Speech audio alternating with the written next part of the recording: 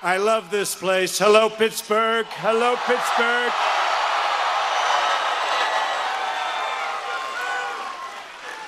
You know what? Do me a favor, get out on Tuesday, vote for Rick Saccone, and we can leave right now. Come on.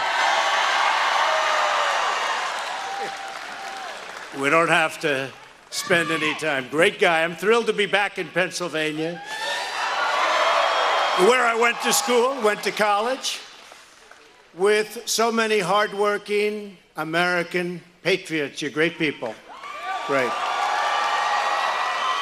Pennsylvania is the state that gave us American independence, American freedom, and what else? American steel. American steel.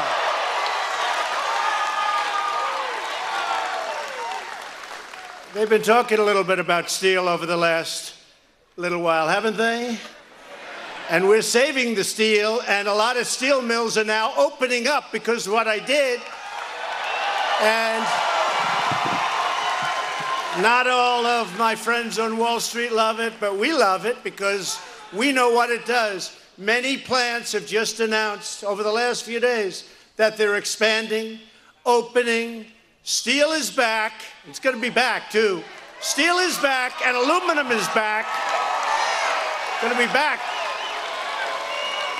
And on November 8th, Pennsylvania is the state that gave us the 45th President of the United States.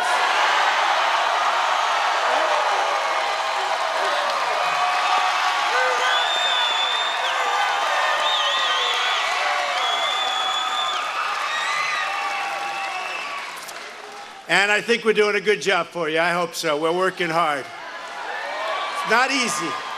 That Washington, D.C., got a lot of evil there, but we're getting it out step by step. A lot of evil. A lot of bad people. A lot of bad people. A lot of fake media. Look at them. A lot of fake media. Fake media. You know, it's funny. I don't know if you saw it, but we've had a problem for years with North Korea. In fact, President Obama said it was the biggest problem we had. And South Korea went there. We put very, very strong sanctions and lots of other things we've been doing right from the first day I was in office. And South Korea came to my office after having gone to North Korea and seeing Kim Jong-un. And no, it's very positive. No. After the meeting, you may do that, but now we have to be very nice because let's see what happens. Let's see what happens. So the South Korean top people, top representatives, they walked out the White House to a throng of these characters. Big group. And everybody wanted to find out what happened. Now, they had just left North Korea. And look, North Korea is tough. They're testing nuclear weapons. They're doing a lot of things. This should have been handled, by the way, over the last 30 years, not now. That's when it should have been handled. They shouldn't have handled it. This should have been handled, and everybody will say it, too. But that's okay, because that's what we do. We handle things. And these guys came out, and they said that your president's done a great job, I might say. But, well, I'll tell you, we did a great job in the Olympics. President Moon of South Korea said without Donald Trump, the Olympics would have been a total failure. It's true. True. You know? Might as well say it. Nobody else is going to say it, right? Might as well say it. Well, a little hard to sell tickets when you think you're going to be nuked. But when North Korea called and they said, we'd like to be in the Olympics, everybody said, let's buy tickets, let's go. I would have gone. And it became a very, very successful Olympics. Honestly, South Korea did a great job, and it was great to see North Korea going and participating, and there was a nice unity. It was really a nice thing. Really nice thing. But when the South Korean representatives who just left North Korea came outside, big throng of press, they announced that North Korea Kim Jong-un would like to meet with President Trump? No, this doesn't happen. You know, they're saying, oh, well, Obama could have done that. Trust me, he couldn't have done that. He wouldn't have done that. He would not have done it. And by the way, neither would Bush and neither would Clinton. And they had their shot, and all they did was nothing. Well, Clinton gave away billions and billions of dollars. And as soon as they made the deal, the following day, they started working on making more nukes, okay? So that's not the great deal. You ever see the story where it's 1999, I'm on Meet the Press, a show now headed by Sleepy Eyes Chuck Todd. He's a sleeping son of a bitch, I'll tell you.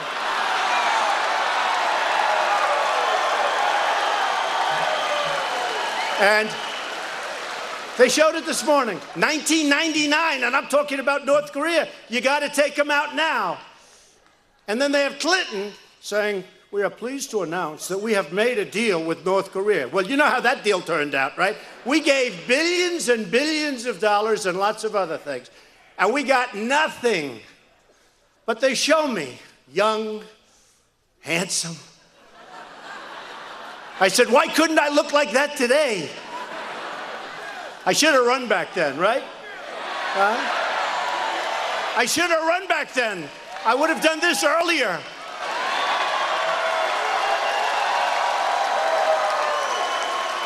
So, but they had me literally saying, I don't know if anybody saw it, they play it a lot, but literally saying, to a very good guy, actually, but saying that we got to do something about North Korea. That was when it wasn't in vogue.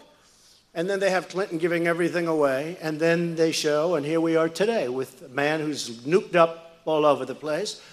But we've been very strong and very vigilant, and now lots of good things I think are going to happen, but we'll see. But the funny thing, so they announced that he's not going to send missiles up anymore until through the meetings. Well, think of that. You know, we were getting a lot of missiles sent. I wouldn't say Japan was thrilled, missiles flying over Japan. They're very happy with what I'm doing. And who else could do it? I mean, honestly, when you think. They're not going to send missiles up. Think of it. They're not sending missiles up. And I believe that. I believe that. I really do. I think they want to do something. I think they want to make peace. I think it's time. And I think we've shown great strength. I think that's also important. Right?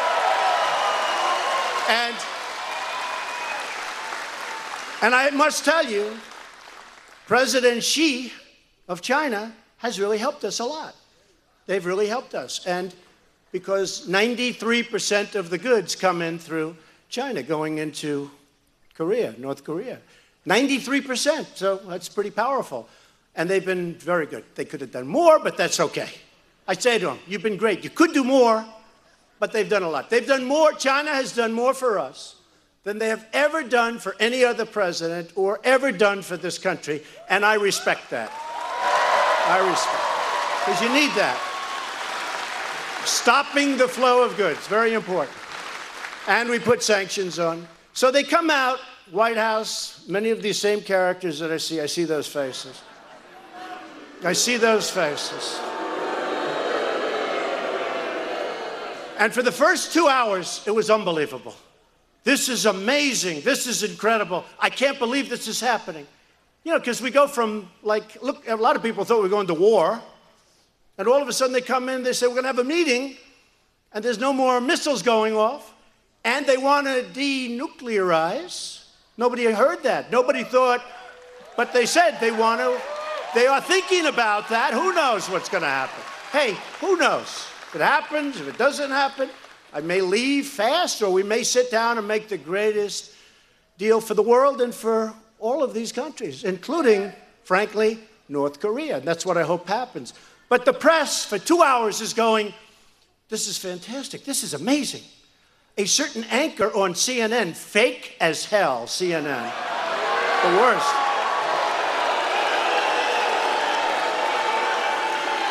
Oh, so fake. Fake news.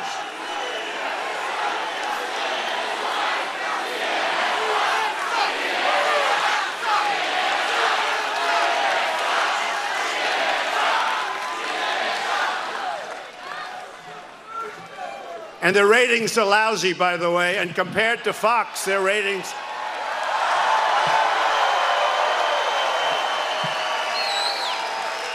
And a certain anchor, female, said, this is really something. He would go down as a truly great president if this happened. Okay, but all of them are saying, this is amazing, this is incredible. Did you hear what they just said? They just said, de-nuke. They just said all of these things. They just said no more missiles. They said they want to meet with President Trump. They couldn't believe it. The worst of them, CNN, MSNBC, which is worse than, I think I have a new, MSNBC, third rate, and NBC, which is horrible. Their newscast, by the way, is not doing well on NBC network. They're heading down the tubes. But listen to this. I did The Apprentice on NBC for 14 seasons. I made a lot of money for them. We had a big successful show. Arnold Schwarzenegger failed when he did The Apprentice, and he's a movie star. Martha Stewart failed when she did The Apprentice, and I just kept chugging along. Every year it was a big hit. I mean, I did The Apprentice, made them a lot of money, gave them good ratings when they were absolutely dying, and they do nothing but kill me. NBC is perhaps worse than CNN, I have to tell you. And MSNBC is horrible. So here they are. They're outside. These wonderful representatives, very high level from South Korea, are saying all of these things, de-nuke, and all of the things that they can't believe because it's like 5 years ahead of schedule. Before this, they were saying, well, that will never happen, and this will never happen, and you'll never get them to stop, with the missiles. They're saying all of this. Now they say they want to stop the missiles, they want to denuclearize, they want to do all of these things, and all of these people are like, they can't believe it. It's unbelievable. I said to my wife, I said, it's amazing. They're really nice tonight. It's really amazing. They're all saying this is an incredible achievement. This is, okay. Then I get up in the morning. Some time goes by. Right? Same people. They're saying, not that big a deal. Anybody could have done it. Obama could have done it. Obama had a chance. No. They're saying, Obama. Obama was driving you down. You take a look at those numbers before we took over. They were heading down. So just let me say, so I wake up, so it's so nice, and I'm looking forward to watching in the morning. And I go, literally, they're saying, well, Clinton could have met. Clinton gave away the House. I got nothing. And Bush, another great Republican, he got us into the Middle East. That was we spent $7 trillion in the Middle East over a 17-year period. $7 trillion as of 3 months ago, okay? You know what they did? That was like taking a big stone and throwing it into a hornet's nest. But we're bringing it back. ISIS, we have 98% of the caliphate of the land back. 98.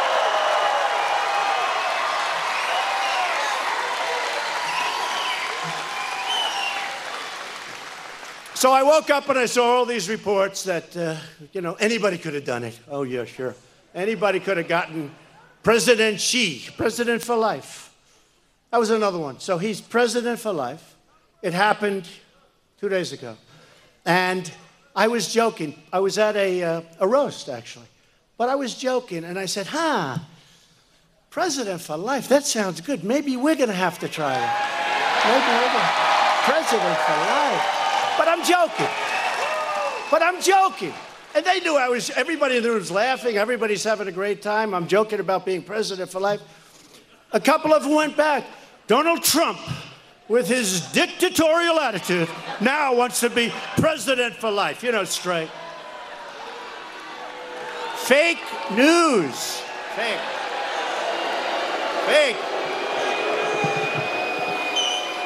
Horrible. But you know what's going to happen? Did you see the other day? 96% of what they do, all I do is good stuff. The economy is the best it's ever been. Your coal, by the way, folks, some of you are in the coal world. Your coal is coming back big. Your steel is coming back. Those plants are going to be opening. And what we've done with the 25% tariffs for those guys that come in and dump their steel all over the place. And by the way, it's not good steel. You guys know what I mean. It's crap. But your steel is coming back. It's all coming back. And 6 months prior to the election in 2020, every one of those guys, we really endorse Donald Trump. We think he has to win. You know why? Because if I don't win the election, their ratings are going to go so far down, they're going to be out of business, every one of them. Can you imagine? Can you imagine covering Bernie or Pocahontas? Pocahontas, how about that? Pocahontas. Can you imagine these guys? Some of them are actually smiling, but some of them just can't stand it, honestly. Some of them, they can't take it. Can you imagine having to cover Elizabeth Warren for 4 years?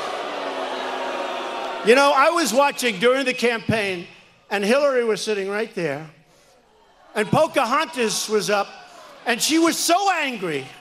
Look, we love each other, the women, the men. We love each other. Everybody loves. She was so angry. I said, you know, I think she's losing the entire male audience and many of the women. She was going at it, and Hillary's sitting there saying, oh, my God, what did I do here? This is... But can you imagine if they had to cover some of these people that are running? I think any of them, to be honest with you. I think any of them. Oh, I'd love Oprah to win. I'd love to beat Oprah. I know her weakness. No, I know her weakness.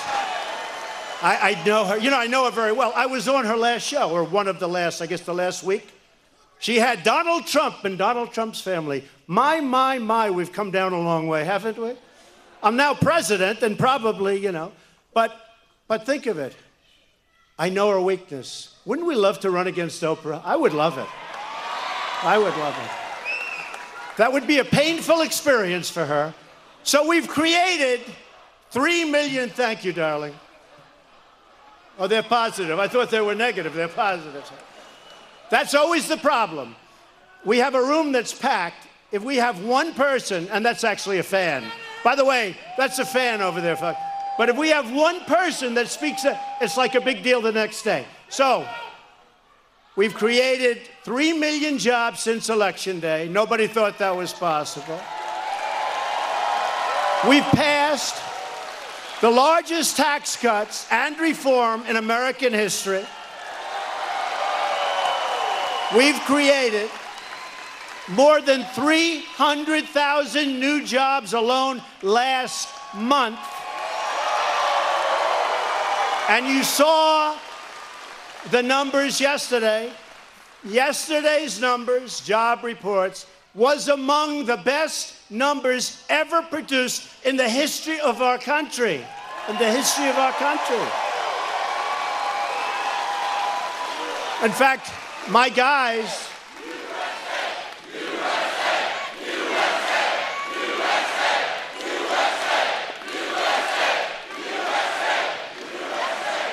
In fact, my guys came into my office and they gave me the number, because if you add the previous month, which was adjusted upward by 52,000 jobs, they were low last month.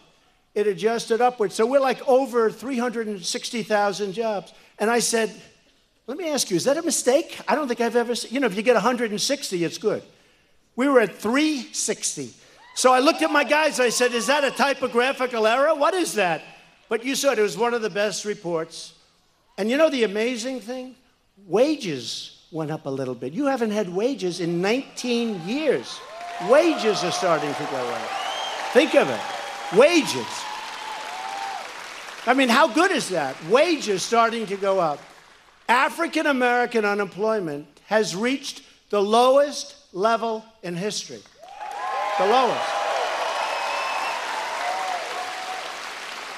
You know, African American, and I'm very proud of that, African American unemployment 2 months ago reached the lowest level in history. And then last month it went up a little bit, right? And I made the mistake, because I didn't know it went up. And it wasn't quite as good, but it wasn't historic. So I was in a different month, and I said, African unemployment is the lowest level in history. They killed me because it was the previous month. But here's the good news. The new month brought it down to the lowest level. So now it's the lowest level.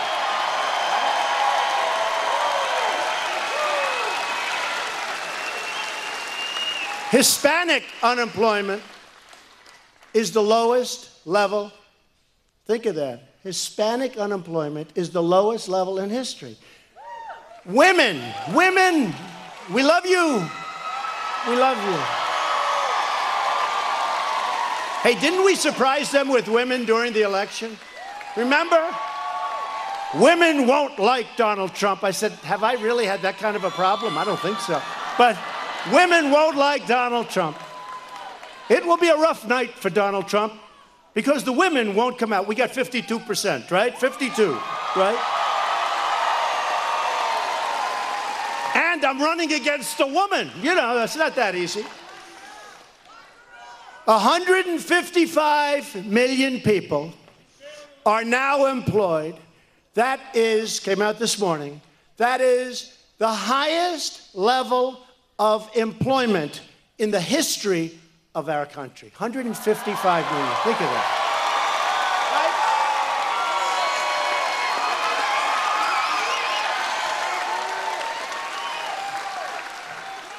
While the Obama administration in its final year was losing 1,000 manufacturing jobs a month, we've created almost 300,000 new manufacturing jobs. Think of that. Think of that.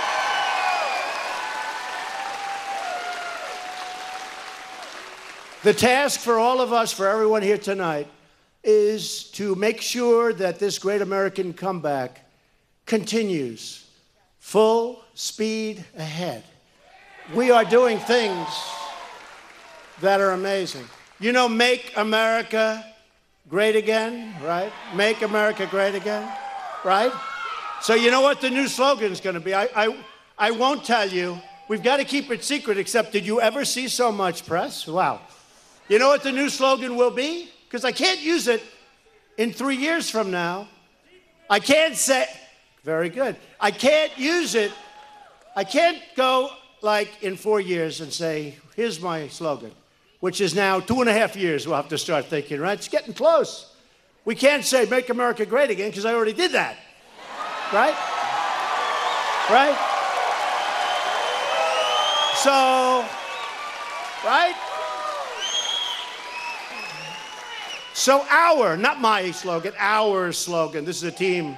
Our new slogan will be, and you know, this is on the assumption it happens, which I'm almost positive. Can never be 100% sure. I never like to go too far in advance, but let's assume it's going like it's going. By the way, if we coasted for 2.5 years, we did a hell of a job. You know that.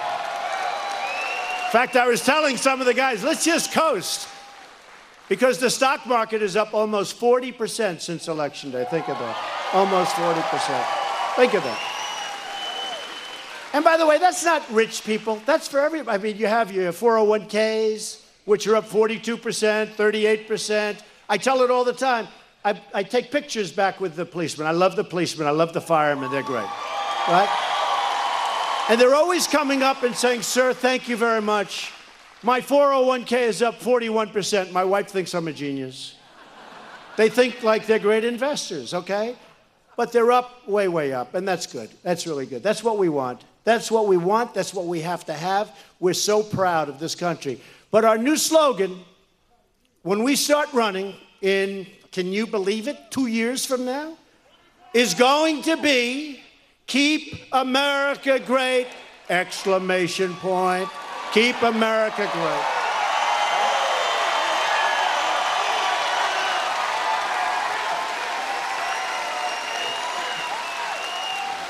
But we can only do that if we elect people who are going to back our agenda and fight for our values. And that is why we have to defeat Nancy Pelosi,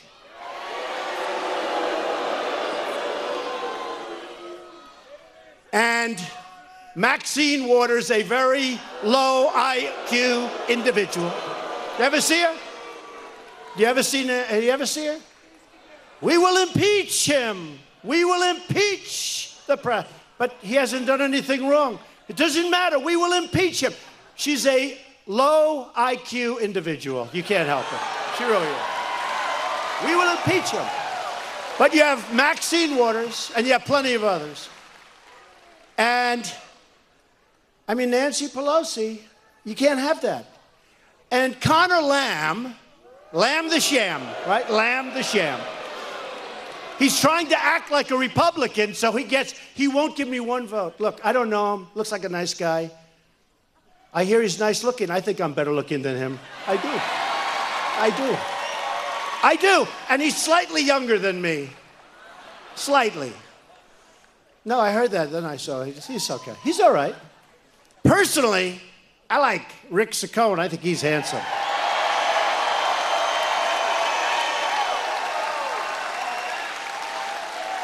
And you did a great job on television today. I watched you, Rick. That was a great interview. That was a great interview. I appreciate it, too.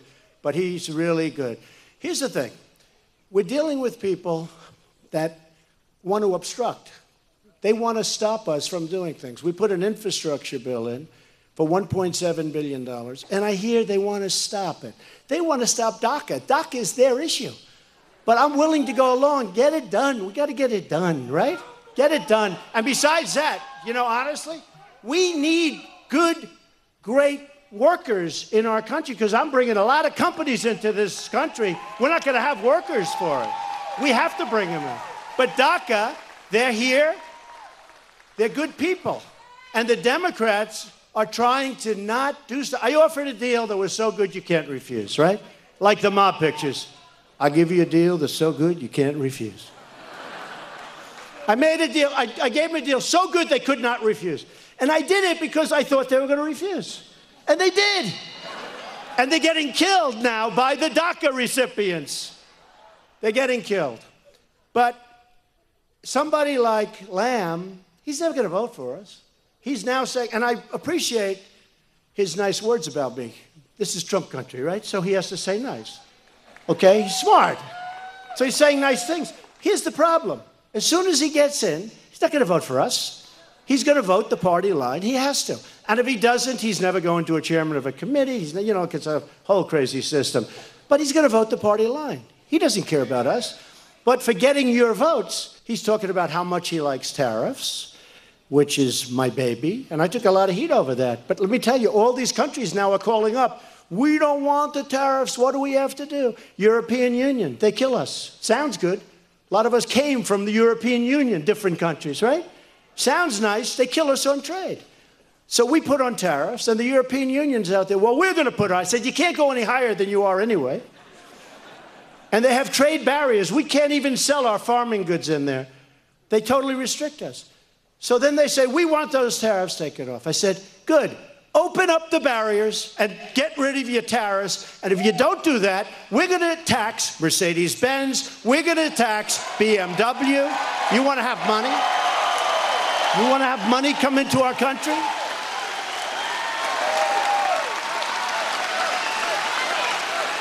And you know, the cars are really the big item. That's the big money item. So when I said that, all of a sudden it's like, whoa, let's stop talking with this guy. You know, with the European Union, we're like $100 billion down because we had stupid politicians doing stupid things, right? Think of $100 billion. By the way, we're really, I've always said 71 billion, but Mexico, we're 130 billion. That's a real number because nobody includes the VAT tax. Nobody even knows what a VAT tax is, but Mexico charges a 16% VAT tax. So nobody ever talks about it. You know, they do it. That deal was bad the day they made it because they had a tax and we didn't. So they have a 16% VAT tax. Nobody ever talks about it. But I talk about it. So we're either going to renegotiate NAFTA, and I said, we won't put the tariffs on Mexico and Canada. And Canada's brutal. Canada's really tough. You know, we have a big deficit with Canada, too. They send in timber. They send in steel. They send in a lot of things. But our farmers in Wisconsin are not treated well when we want to send things to them. Hey, and I don't blame them. Why should I blame them? Because they've just outsmarted our politicians for decades. And I don't mean Obama. I mean all of them. Since Bush the first. And that includes a lot of territory. Frankly, Ronald Reagan. You remember, I didn't love I thought he was great. I loved his style, his attitude. He was a great cheerleader for for the country, but not great on the trade. For many, many years, they've been outsmarted. We used to be a nation of tariffs. When other countries would come to the United States, they had to pay for the privilege of taking our product, of taking our jobs. They had to pay. They wanted to come in and sell their product. They had to pay. Today, in China, they sell a car to us. They pay 2.5%. We sell a car in China, which, by the way, is almost impossible to do despite the tax. It's 25%. So why is that 25 and we're 2.5? And that's why we have a trade deficit with China of $500 billion a year. It's no good. But we're changing it, and it takes a little while. I'm there a year, a little more than a year. We're changing it. We have to. We have a trade deficit. We have a trade deficit with all countries of the world. Listen to this number. If there's any children in the room, please close your ears. We have a trade deficit of almost $800 billion a year. Now, who makes these deals? So with Mexico, he says Obama. Honestly, in all fairness to Obama, it's more than Obama. It's plenty of people, believe it. Plenty of presidents allowed that to happen, and people that worked for the president. So we're going to get a lot of things straightened away. NAFTA is under work right now, and I think they're going to be very good. And you saw what I did with the tariffs. They said, we don't want to pay tariffs. I said, let's make a deal on NAFTA. And if you make a decent deal, a fair deal for the American worker, the American people, you'll have no problem with the tariff. I said the same thing to the European Union. I said, look, you're killing us. We're losing $100 billion a year. You're not accepting our product. They're not accepting our farm product. I want to help the farmers. And they don't accept it. And I said, open up your countries. That's countries. They banded together. Why did they band together? To screw the United States on trade. And that's okay. They're allowed, Actually, here it would be called a monopoly. It wouldn't be allowed. But all those countries got together in order to do well on trade with the United States. People don't know that. You hear European Union the European Union sounds so innocent. It's not innocent. They're very tough. They're very smart. We lose $100 billion a year. They sell stuff into us. We charge them practically nothing. We sell things into them. Number one, you can't get it through the barriers. They have artificial barriers. That's not a monetary barrier. That's other things. Environmental. They come up with things you wouldn't even believe. But we can't get our product in there. So I said, open up your barriers, get rid of your tariffs, and we'll do this. We'll have a nice, fair, open. And if you don't do that, that's okay. And that's where the cars come in. So we have a lot of work to do. But I need people that can help me. And this guy can really help me. This guy can really help me. Rick Saccone. And I've got him to, and he's got a tough race. I think we won by 22 points. And Rick, look, it's a crazy time out there. It's crazy. But I think the Republicans, you never hear this. So in fact, I think she's here, Karen Handel. Where's Karen? Was she here? She was here. Where is she? Did I do a good job, in Atlanta? So Karen, is this sort of like around this? Karen was down. She started off with a whole group of people. It's a little different voting. She had running for Congress in Atlanta, the Atlanta area, right? So they had a young guy, who spent $34 million. That's still the all-time world record, right? Running to be a congressman. They make $150,000 a year. He spent $34 million. There's something going on, right? So I didn't know you were here. Somebody said you may be here. That's so great, Karen. So Karen was running with many Republicans. It was like 13 Republicans, which is crazy. And Karen was the one I wanted, but that's a lot of Republicans. So Karen ended up with about 14 or 15. This guy he was 58, which meant he would have won the election. There was no more runoff, right? And we came after him, right? We came after that guy, and we found out a couple of, like, minor things. He didn't live in the district. I heard, they said, sir, he doesn't live in the district, but nobody cares about that. I said, really? Let's try it on the voter. So anyway, you have to get 50, in which case the election's over. If you get less than 50, you have a runoff, and you take the top two. So Karen was fantastic. But she was with so many Republicans, and he was essentially the only Democrat. So I brought him down in a period of 4 days. I got no credit for this from these guys. Brought him down from 58 to 48. So now he's in a runoff with Karen. So think of it. He's at 48. She's at 15. By the time Karen and I finished with this guy, $32 million he spent. And she spent slightly less than that, okay? She spent like about $29 million less, right? She spent $29 million less. But by the time we finished, the winner, easily, by 5 points, was Karen Handel. So, right. And they love the job she's doing, and I think you're going to have a good victory now, but the people have gotten to know you, and they love you in your area, and hope I don't have to go and make speeches all over the place like last time. But we need Karen, and we need our Congressman Saccone. We have to have him. We have to have him. Nancy Pelosi, Maxine Waters, the only chance she's got to become Speaker is electing Democrats. And, you know, we don't have a big margin. It's just a very small. I mean, they're doing a number in your state. You see what they're doing with the congressional districts. They're doing a number. And hopefully the United States Supreme Court will take that case, because this is horrible what they've done. They had state judges that are Democrats change your voting districts. What kind of stuff is that? What kind of stuff? And it's going to make it very hard for Republicans that are great Republicans that would easily win, and now it's all changed. And it's very unfair. Let's see what happens. It's litigation, it's in court. Let's see what happens, but it's very unfair. The people of Pittsburgh cannot be conned by this guy Lamb. You just can't do it, because he's never going to vote for us. He can say, I love President Trump. I agree with everything he says. You know what? I don't want to meet him, because anybody that says that, I might like him. And then Rick is going to be very angry at me, right? No, he's going around saying, but he's not going to do that stuff. He's not going to do it. There's no way he's going for the things that his party. He says, I'm not going to vote for Pelosi. He's not. Now, that could be possible, but most people are. Most people are. But he says he's not going to do that. He's going to do this for Steele. He's going to do that. Well, the Democrats are opposed to those things.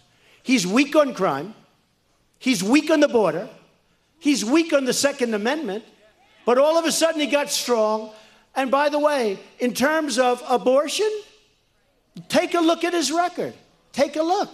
It's amazing. He's come back. Oh, well, take a look at his record. Because where his record is, that's where he's going. So Pelosi's party in Congress is full of people who tell their voters one thing during the election and then go to Washington and vote lockstep. You know, the one thing I noticed about them, and I've been there now for 14 months. 14 months. Can you? But have we done a lot? Man. Oh,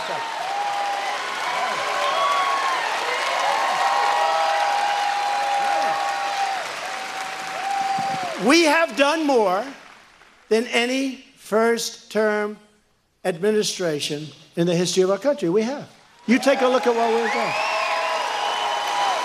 Regulation, tax cuts, federal judges, a great, great Supreme Court Justice Gorsuch. Great. Look what we've done. Look what we've done. And you know what? We passed the biggest tax cut in the history of our country. Didn't get one Democrat vote. Didn't get one. And by the way, how good is that kicking in? Remember? Remember? We passed it. We didn't get one Democrat vote. Think of that. Not one. And now they're getting a little nervous. That's okay. But we didn't get one. And you know what helped? When AT&T and the big companies came, they started paying thousands and thousands of dollars in bonuses to, millions of people. I think it's up to 5 million people now. And that was not in the schedule, but they're paying the money out, and the people are getting the money. And I'll tell you what, We're so proud of that. But we also got rid of the individual mandate from Obamacare, which basically guts out Obamacare. That'll be next. That'll be next. That's where you pay a lot of money for the privilege of not getting health care, okay? How do you like that one? How that one made it through court, I will not, made it through twice. But you pay a lot of money for the privilege. So we got rid of the individual mandate. Nobody even talks about it because the tax bill is so massive, bigger than Reagan, biggest one ever done. And you know, we're calling it tax reform. This is where a non-politician like me is good. Because they had a name. And for 40 years, they couldn't pass anything. And I kept saying, how is it possible not to pass tax cuts? Sir, I don't know. We just can't pass. It's been Reagan was the last one that did a big bill. And we just can't pass. I said, well, what's the problem? Well, sir, the tax reform is not easy. I said, wait a minute. Do you call it tax reform? Or do you call it tax cuts? And he said, right? And he said, no, sir, we call it tax reform because we're doing a lot of reforming. I said, look, people don't know what reform means, neither do I. People want tax cuts. They don't know. They don't know. They want tax cuts.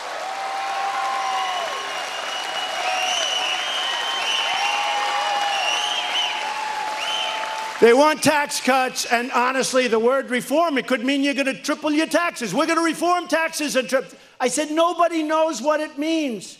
It could be really bad. So they said, you know, we never thought of it. This is after 40 years. Nobody ever thought of it. So they said, could you come up with a name? And I did. You know what it was called? The Tax Cut Bill.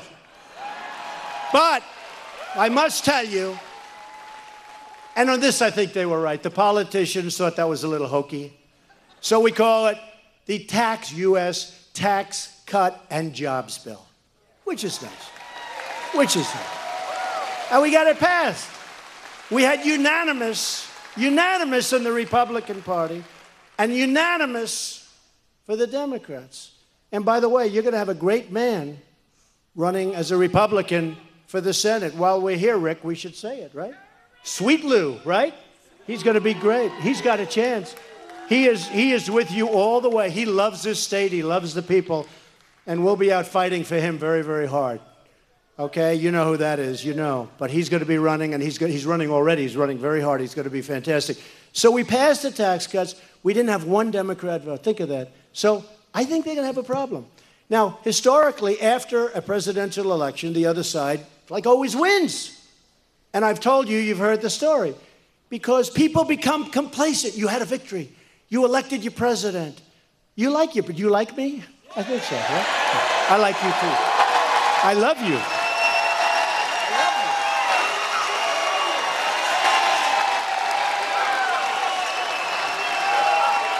I love you.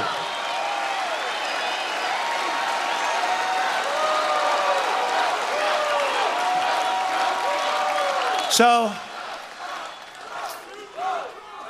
is there any more fun than at a Trump rally? Yeah? You know, a lot of times I have to do like readings. We'll pass an environmental bill, and they want me to go to I'm very spoiled. You know, if I go to a small place and they have 2,000 people, it's like, why don't we open a stadium or something? You know, we're spoiled. Other guys, they go out, they get 50 people, they're satisfied. We need crowds like this. In fact, the fire marshal was fantastic. You know, they had a lot of people out. And he's a great guy. I don't want to get him in trouble. But he opened up those doors, and he's got guys saying, and he let most of the people that were, they were sent away.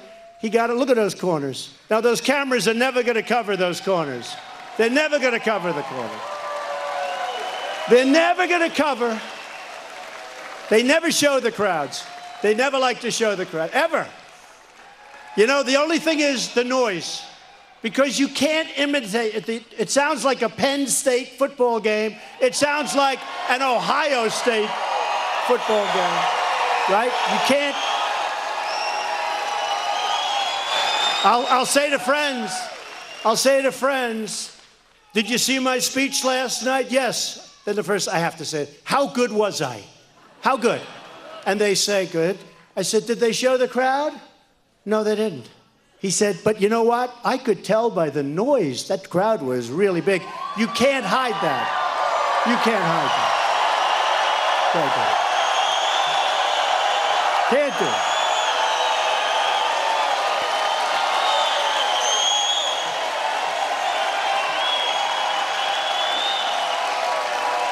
So the Democrats are the party of sanctuary cities. Explain that one, right?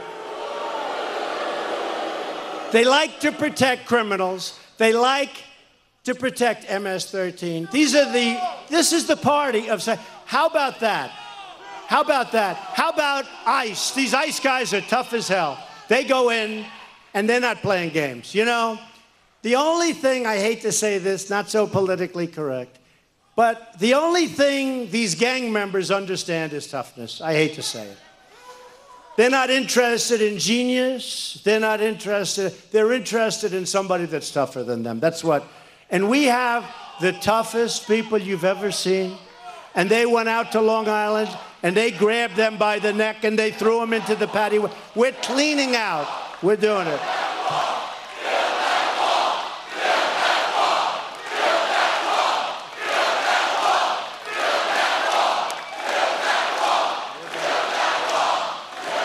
We are building the wall, 100%, 100%.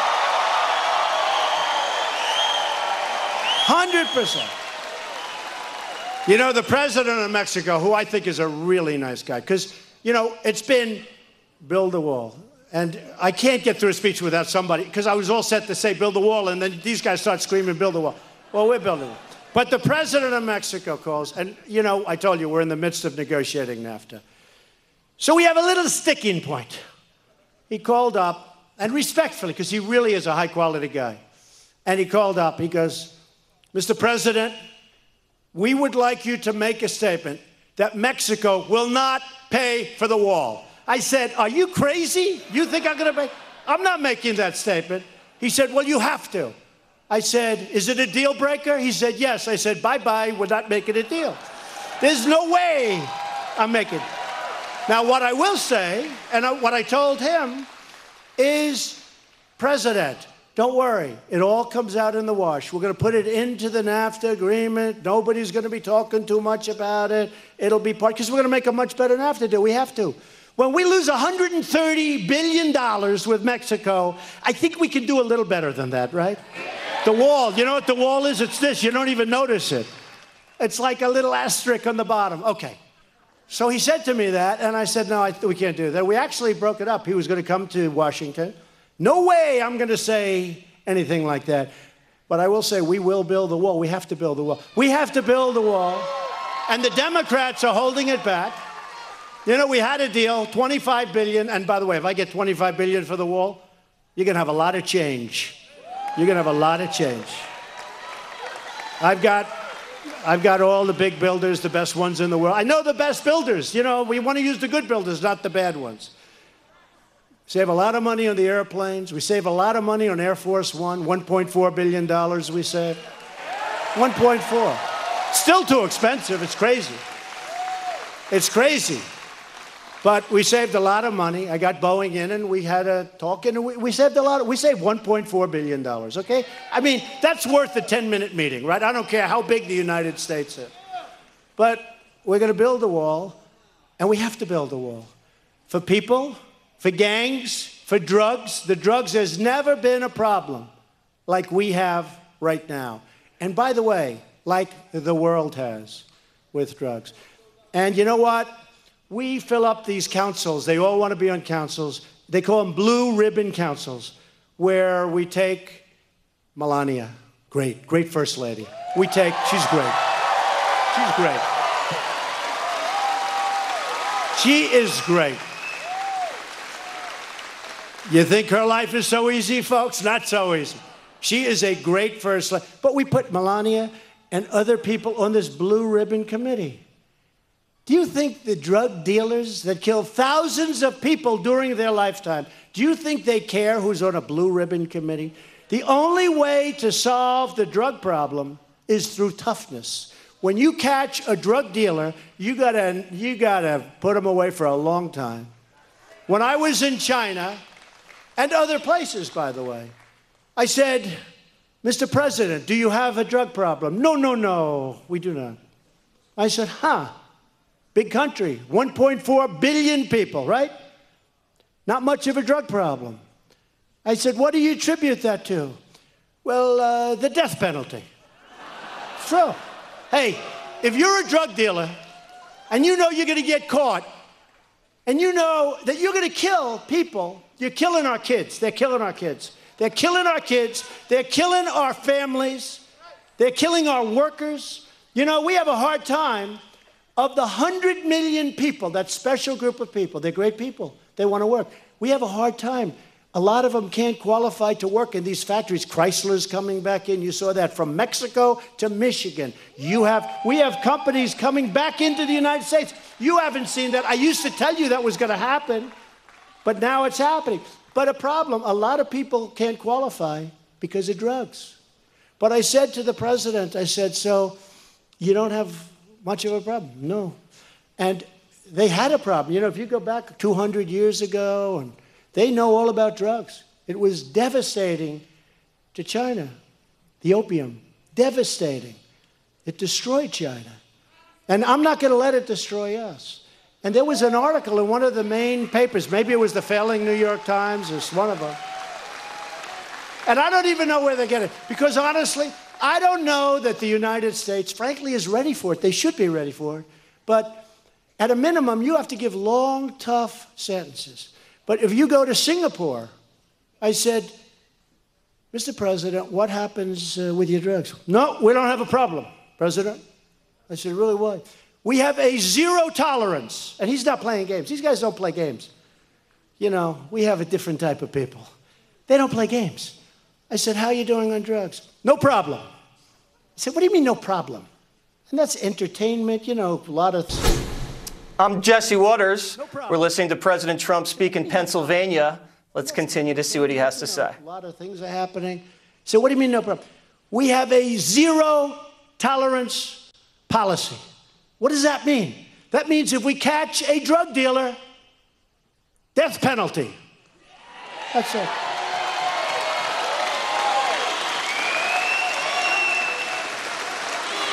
And they don't have a problem. Now, remember this. If somebody goes and shoots somebody or kills somebody, they go away for life, and they can even get the death penalty, right? One person. They shoot one person, they get the death penalty. They shoot one person, kill some person, knife one person, the person dies. They get maybe the death penalty. They don't play games. I said, how are you doing on drugs? No problem. I said, what do you mean no problem? And that's entertainment, you know, a lot of... I'm Jesse Waters. No problem. We're listening to President Trump speak in Pennsylvania. Let's continue to see what he has to say. A lot of things are happening. So what do you mean no problem? We have a zero tolerance policy. What does that mean? That means if we catch a drug dealer, death penalty. That's it.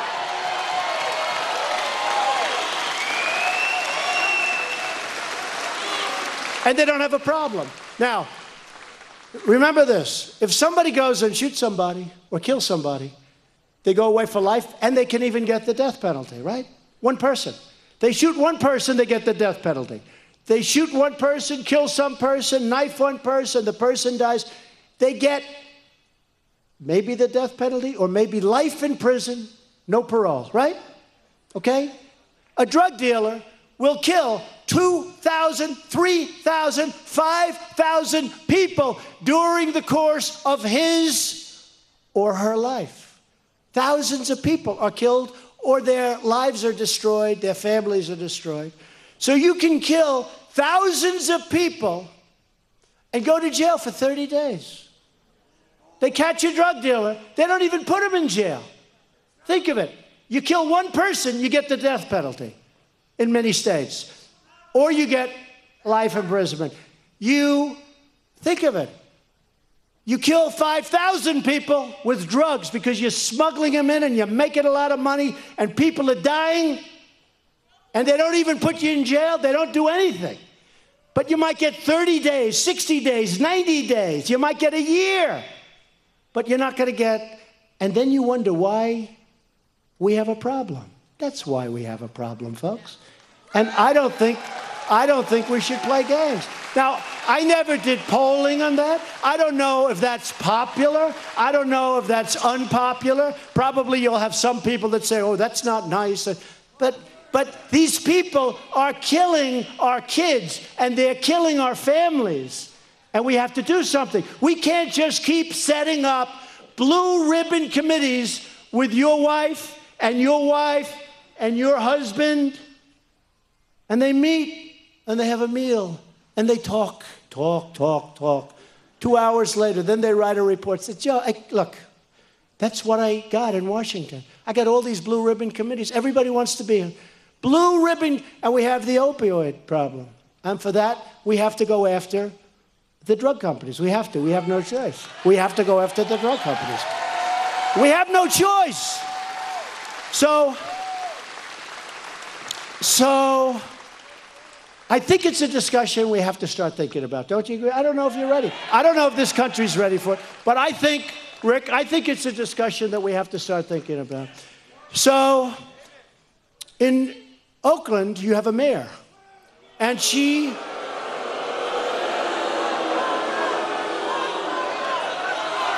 told people that we're going to be captured in a big raid, that there's going to be a raid. Can't do it. You can't do it, folks. We've got to get smart. My administration believes our cities should be safe havens for American people, not for American criminals, okay? Not for American criminals. We're going after violent criminals, and we're going after vicious gang members. These people are so tough. But you know, we had our ICE agents out in Long Island. Can you imagine? I grew up like around in Queens in New York, which is sort of, but I knew Long Island, sort of like on the way, right? And places that I know so well are loaded up with MS-13, where your daughter walks home. And they don't use guns. You know, everyone's talking guns. The NRA happens to be very good people, by the way. They want to do the right thing. But they don't use guns. They don't use guns. They like to use knives and other things because it's much more painful, it's much slower, these are animals. And we send these guys out, and we liberate those towns. We liberate them. Hillary wouldn't have liberated those towns. We liberate those towns, and the people are cheering. It's like a war. It's like if you got liberated as a country. Can you imagine this is taking place in our country? It's crazy. So we are doing a great, great job. We are loving it. We're making tremendous progress.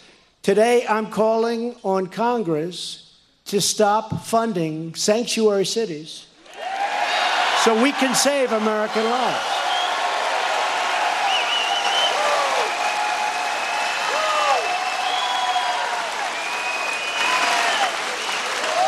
The funding bill should not give precious and massive taxpayer grants to cities aiding and abetting criminals. That's what they do. Look at the stories. Kate and so many, look at the stories, how horrible they are. I'm also calling on Congress to finally end chain migration and cancel the very dangerous visa lottery. Now, they're probably, again, the Democrats want to obstruct, so we're probably going to have to wait till after the election. We'll get Rick in there, and we'll get some other people in there, and we'll be able to get it passed, because these guys don't want to do anything. They don't want to do anything. You know, they criticize because we have vacancies in certain administrative offices. We have 270 people that we cannot get the Democrats to approve to come in and work in our administration. They're out there. We have the ambassador from Germany, and I take heat. These guys are always saying, well, you don't have an ambassador, because the Democrats won't approve them. They obstruct, they delay, they do everything they can, and that's all they're good at. They have no ideas. They have no ideas. I mean, I look forward I really do. I look forward to 2020 because I want to see how far left the person is going to be that we're going to run against. I look forward to it. I look forward to it. I really do. I really do. So together with your help, your voice, your vote, we can achieve more than anybody. I mean, again, I really believe, and I'm not saying this as braggadocious, because I tell you if we didn't, but the tax bill, when we got the individual mandate, but we also got ANWR. Most people don't know what, that's one of the biggest fields in the world. We got it approved. They've been trying to approve it for 40 years. That was a part of the tax bill. That alone would have been a massive thing to approve. We got ANWR in Alaska, one of the biggest fields in the world that will start working. And other things. So as long as we're proud of who we are and what we're fighting for, there is nothing beyond our reach, nothing. We need Republicans put in office. We need Senate, and I think we're going to do pretty well with the Senate. You know, the numbers are looking pretty good. Did you see the numbers from about 2 months ago? And you see the numbers now, it's like from a different world because people are seeing what we're doing. They're seeing what we're doing. We stand on the shoulders of patriots who poured out their sweat and blood and tears, and we're going to do things that nobody's been able to do. You know, it's very funny. Every time I go out to speak, we have these massive crowds. And you know how many people? Thousands were turned away. We let thousands in, but thousands were turned away. And I read one woman in the Wall Street Journal today. Nice woman. I like her, actually, Peggy Noonan. And she wrote an article about me. And, you know, I went to the Wharton School of Finance. Nice student. That's very smart. You know, Ivy League school, great, the best business school, I think. It's one of the hardest schools to, even in my day. I mean, I went to the Wharton School, did great. And then you got to read how we're like, is Trump a good speaker? She's talking about he uses a language that, you know how easy, remember I used to tell how easy it is to be presidential? But you'd all be out of here right now. You'd be so bored. Because I could stand out, right? I could stand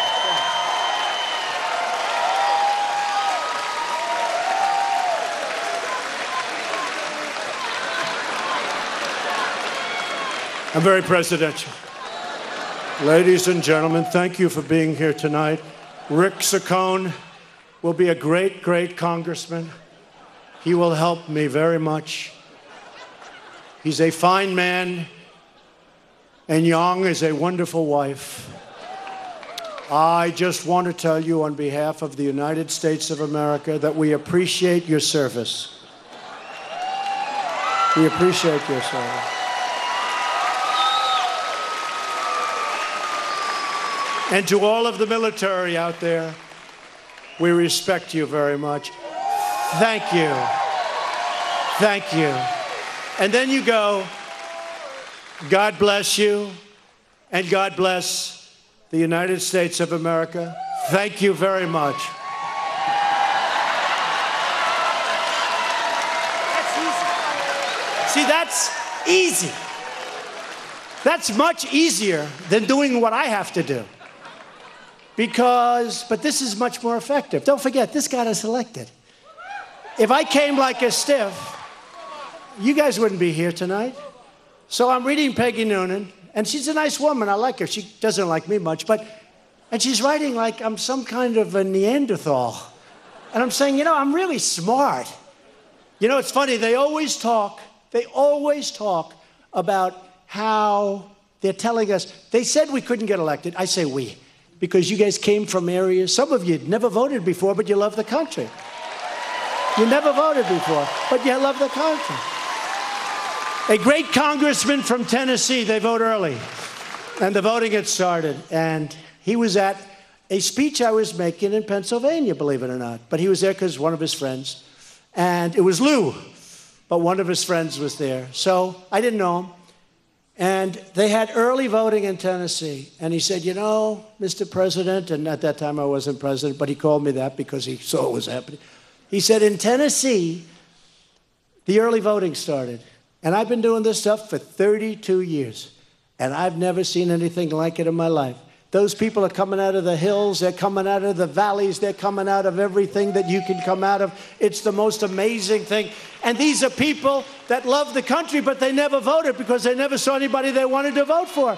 And now they've got Trump, Pence. They've got all the stuff. So I've never seen anything like it.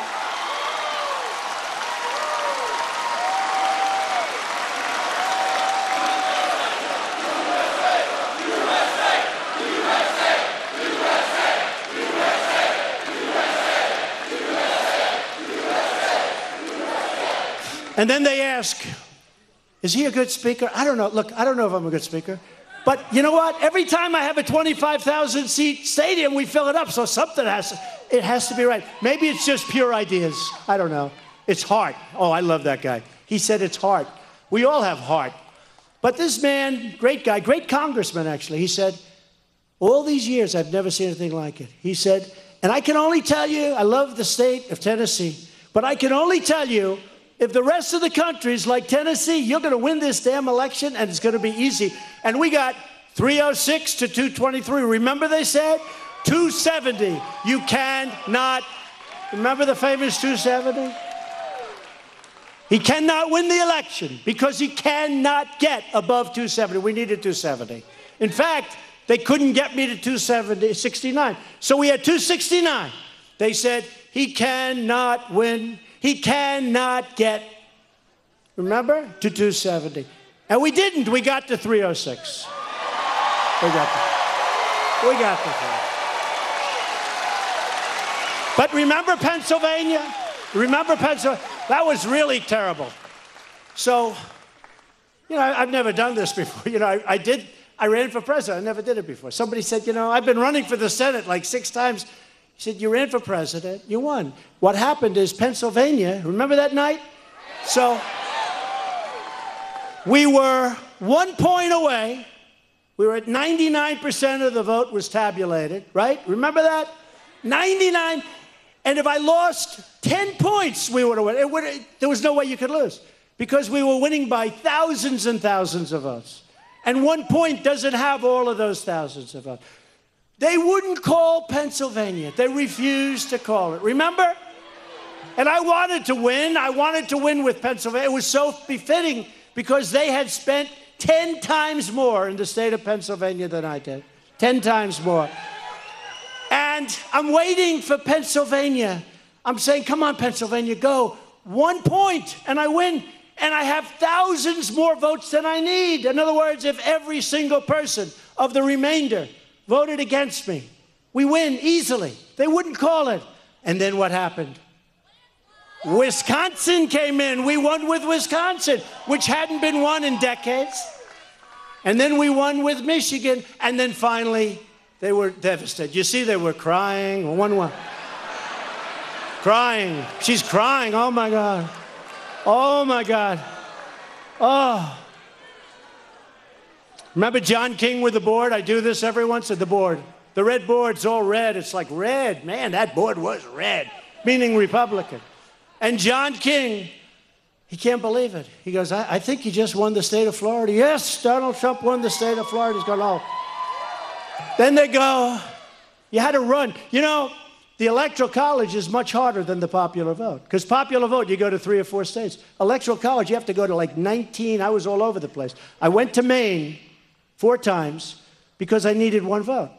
They had 1 vote. That was going to be 269 to 270. The 1 vote was going to be very important. So I went to Maine like 4 times. That's a lot. Because a lot of people said, why are you doing it? First of all, I like the people of Maine, but I needed 1. But what happened was an incredible evening. One of the greatest nights in the history of television in terms of numbers of people watching. And we have done a job. So here's what's going to happen. Let me give you the bad news. The bad news is they want to take it away from us. They want to take it away. They're doing everything they can to take it away. And that starts with the election coming up in a few months. And we have to win it. We have to get out, and we have to win. Normally, I would not come, except it's Pennsylvania. I say I love it anyway. I love the people. I mean, I went to school. I went to Wharton. I went to school here. I love Pennsylvania. I mean, look, how can I not love it, right? Somebody else would show up here, and then honestly, Rick, what would it be, 50, 60 people in front, right? First of all, you wouldn't have this, you'd have a little place. But I love the state. But I really feel strongly about Rick Saccone, and I know him. I feel strongly about him. He's an incredible guy. Number one, and I don't know that this is important, but to me it is, he's a very fine human being. He's a good person. He's really a good person. Rick, come up, Rick. He's a really good person.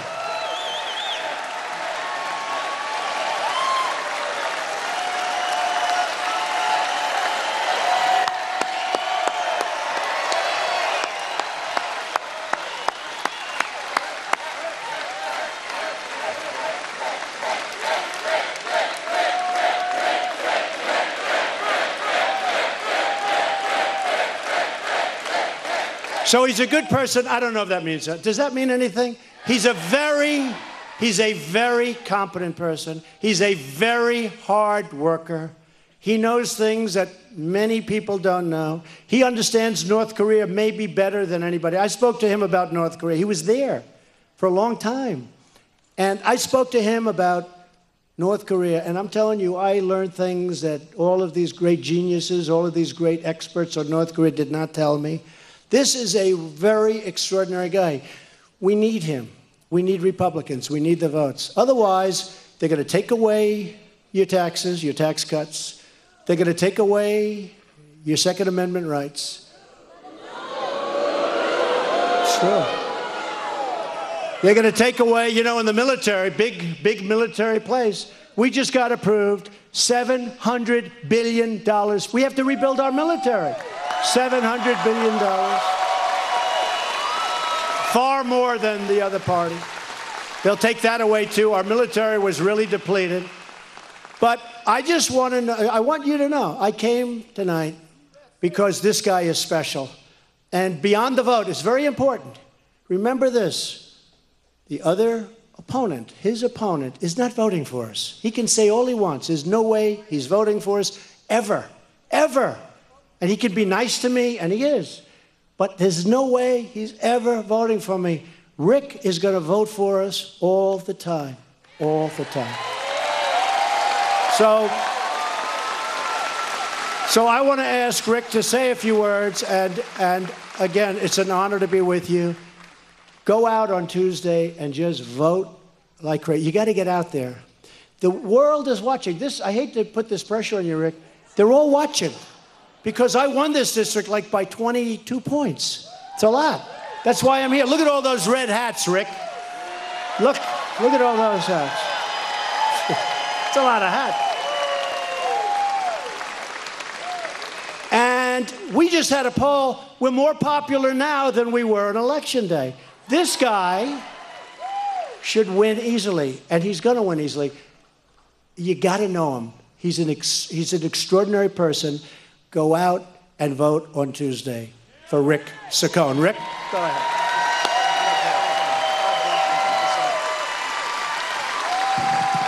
Do we love our president here in Western Pennsylvania?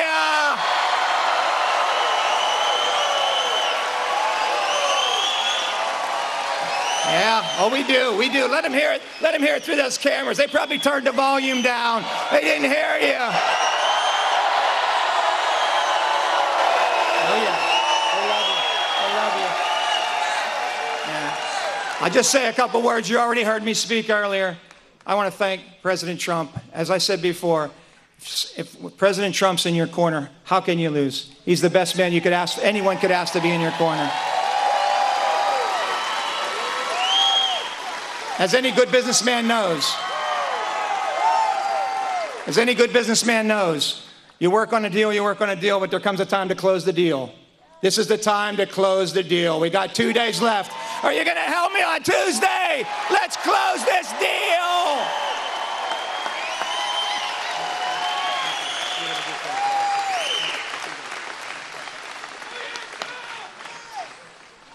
So, again, with that, we'll say goodnight. But again, go out, vote for Rick. He'll never, ever disappoint you. He's a winner. He's never going to disappoint you. Just go out, vote with your hearts, vote with your brains. This is an extraordinary man. I'm going to be home watching the returns, and I hope that I have to make a call on Tuesday night where I speak to you and Young, and I say, great job, great race. The whole world, remember that, they're all watching. We want to keep it going. We want to keep the agenda, the Make America Great going. You got to get them in. This is a very important race, very important. Thank you all. God bless you. We love you all. Thank you. Thank you very much. God bless you.